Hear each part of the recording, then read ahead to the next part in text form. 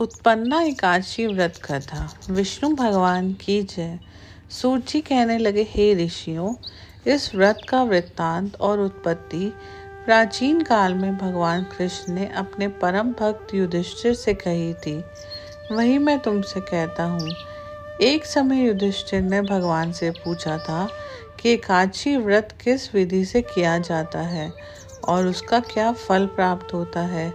उपवास के दिन जो किया जाता है, आप कृपा करके मुझसे कहिए। यह वचन सुनकर श्री कृष्ण कहने लगे, हे युधिष्ठिर, मैं तुमसे एकादशी के व्रत का महात्म्य कहता हूँ, सुनो।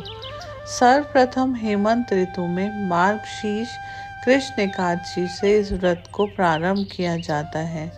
दशमी को सायंकाल भोजन के बाद अच्छे प्रकार से दातून करें ताकि अन्न का अंश मुंह में ना रह जाए। रात्रि को भोजन कदापि ना करें, ना अधिक बोलें।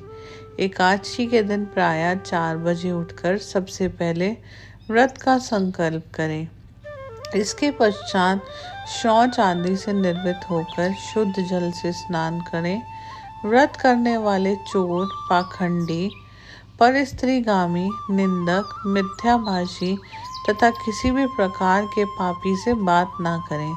स्नान के पश्चात धूप, दीप, नैवेद्य आदि 16 चीज़ों से भगवान का पूजन करें और रात को दीपदान करें। रात्रि में सोना या प्रसंग नहीं करना चाहिए। सारी रात भजन कीर्तन आदि करना चाहिए। जो कुछ पहले जाने अनजाने में पाप हो गए हों, उनकी क्षमा मांगनी चाहिए। धर्मात्मा पुरुषों को कृष्ण और शुक्ल दोनों पक्ष के एकादशियों का सम्मान समझना चाहिए। जो मनुष्य ऊपर लिखी विधि के अनुसार एकादशी का व्रत करते हैं, उन्हें शंखोद्वार तीर्थ में स्नान करके भगवान के दर्शन करने से जो फल प्राप्त होता है, वह एकादशी व्रत के 16वें भाग के भी समान नहीं है। व्यक्तिपात के दिन दान देने का लाख गुना फल होता है। संक्रांति से 4 लाख गुना तथा सूर्य ग्रहण में स्नान दान से जो पुण्य प्राप्त होता है, वही पुण्य एकादशी के दिन व्रत करने से मिलता है। अश्वमेध यज्ञ करने से 100 गुना तथा 1 लाख तपस्वियों को 60 वर्ष तक भोजन कराने से 10 गुना, 10 ब्राह्मणों अथवा 100 ब्रह्मचारियों को भोजन कराने से 1000 गुना पुण्य भूमि दान करने से होता है। उससे 1000 गुना पुण्य कन्यादान से प्राप्त होता है। इससे भी 10 गुना पुण्य विद्या दान करने से होता है। विद्या दान से 10 गुना पुण्य भूखे को भोजन कराने से होता है। अन्न दान के समान इस संसार में कोई ऐसा कार्य नहीं जिससे देवता और पितृ दोनों तृप्त होते हों, परंतु एकादशी के व्रत का पुण्य सबसे अधिक होता है। 1000 यज्ञों से भी अधिक इसका फल होता है। इस व्रत का प्रभाव देवताओं को भी दुर्लभ है। रात्रि को भोजन करने वाले को उपवास का आधा फल मिलता है और दिन में 1 बार भोजन करने वाले को भी आधा ही फल प्राप्त होता है। जबकि निर्जल व्रत रखने वाले का महात्म्य तो देवता भी वर्णन नहीं कर सकते। युधिष्ठिर कहने लगे कि हे भगवान, आपने हजारों यज्ञ और लाख गोदान को भी एकादशी व्रत के बराबर नहीं बताया, सो यह तिथि सब तिथियों से उत्तम कैसे हुई, बताइए। भगवान कहने लगे, युधिष्ठिर, सतयुग में मूर नाम का दैत्य उत्पन्न हुआ। वह बहुत बलवान और भयानक था। उस प्रचंड दैत्य ने इंद्र, आदित्य, वसु, वायु, अग्नि आदि सब देवताओं को पराजित करके भगा दिया। तब इंद्र सहित सभी देवताओं ने भयभीत होकर भगवान शिव से सारा वृत्तांत कहा और बोले, हे कैलाशपति, मूर दैत्य से भयभीत होकर सब देवता मृत्यु लोक में फिर रहे हैं। तब भगवान शिव ने कहा, हे देवताओं, तीनों लोकों के स्वामी, भक्तों के दुखों का नाश करने वाले भगवान विष्णु की शरण में जाओ। वे ही तुम्हारे दुखों को दूर कर सकते हैं। शिव जी के ऐसे वचन सुनकर सभी देवता क्षीर सागर में पहुँचे। वहाँ भगवान को शयन करते देख हाथ जोड़कर उनकी स्तुति करने लगे। देवताओं द्वारा स्तुति करने योग्य प्रभु, आपको बारंबार नमस्कार है। देवताओं की रक्षा करने वाले मधुसूदन, आपको नमस्कार है। आप हमारी रक्षा करें। दैत्यों से भयभीत होकर हम सब आपकी शरण में आए हैं।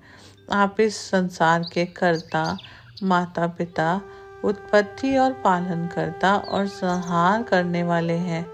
सबको शांति प्रदान करने वाले हैं। आकाश और पाताल भी आप ही हैं।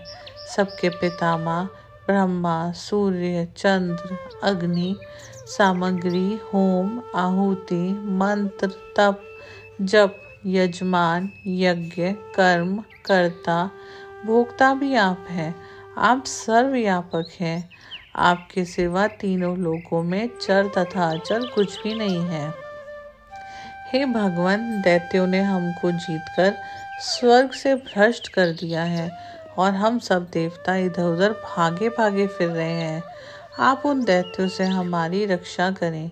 इंद्र के ऐसे वचन सुन के भगवान विष्णु कहने लगे कि हे इंद्र, ऐसा मायावी दैत्य कौन है जिसने सब देवताओं को जीत लिया है? उसका नाम क्या है? उसमें कितना बल है और किसके आश्रय में है तथा उसका स्थान क्या है? सब कुछ मुझे कहो। भगवान के ऐसे वचन सुनकर इंद्र बोले, भगवान, प्राचीन समय में एक नाड़ीजंग नामक राक्षस थे। उसके महापराक्रमी और लोक विख्यात मुर नाम का एक पुत्र हुआ। उसकी चंद्रावती नाम की नगरी है। उसी ने सब देवताओं को स्वर्ग से निकालकर वहां अपना अधिकार जमा लिया है। उसने इंद्र, अग्नि, वरुण, यम, वायु, ईश, चंद्रमा आदि सबके स्थान पर अधिकार कर लिया है। सूर्य बनकर स्वयं ही प्रकाश करता है, स्वयं ही मेघ बन बैठा है और सबसे अजय है। हे असुर निकंदन, उस दुष्ट को मारकर देवताओं को अजय बनाइए। यह वचन सुनकर भगवान ने कहा, हे देवताओं, मैं शीघ्र ही उसका संहार करूंगा। तुम चंद्रावती नगरी जाओ। इस प्रकार कहकर भगवान सहित सभी देवताओं ने चंद्रवती नगरी की ओर प्रस्थान किया। उस समय दैत्य मुर सेना सहित युद्ध भूमि में गरज रहा था। उसकी भयानक गर्जना सुनकर सभी देवता भय के मारे चारों दिशाओं में भागने लगे।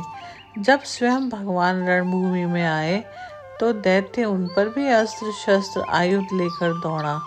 भगवान ने उन्हें सर्प के समान अपने बाणों से बीन डाला। बहुत से दैत्य मारे गए। केवल मुर बच रहा था।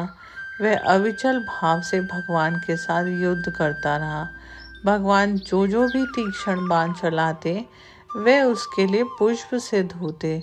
उसका शरीर छिन्न भिन्न हो गया, किंतु वह लगातार युद्ध करता रहा। दोनों के बीच मल्ल युद्ध भी हुआ। 10,000 वर्ष तक उनका युद्ध चलता रहा, किंतु मुर नहीं हारा। थककर भगवान बदरिकाश्रम चले गए। वहाँ हेमवती नामक सुंदर गुफा थी। उनमें विश्राम के लिए भगवान उसके अंदर प्रवेश कर गए। यह गुफा 12 योजन लंबी थी और उसका एक ही द्वार था। विष्णु भगवान वहाँ योगेंद्रा की गोद में सो गए। मुर भी पीछे पीछे आ गया और भगवान को सोया देखकर मारने को आघात हुआ। तभी भगवान के शरीर से उज्जवल कांतिमय रूप वाली देवी प्रकट हुई। देवी ने राक्षस मुर को ललकारा, युद्ध किया और उसे तत्काल मौत के घाट उतार दिया। श्री हरि जब योग निद्रा की गोद से उठे तो सब बातों को जानकर उस देवी से कहा कि आपका जन्म एकादशी के दिन हुआ है, अतः आप उत्पन्ना एकादशी के नाम से पूजित होंगी। आपके भक्त वही होंगे जो मेरे भक्त होंगे। जय श्री हरि।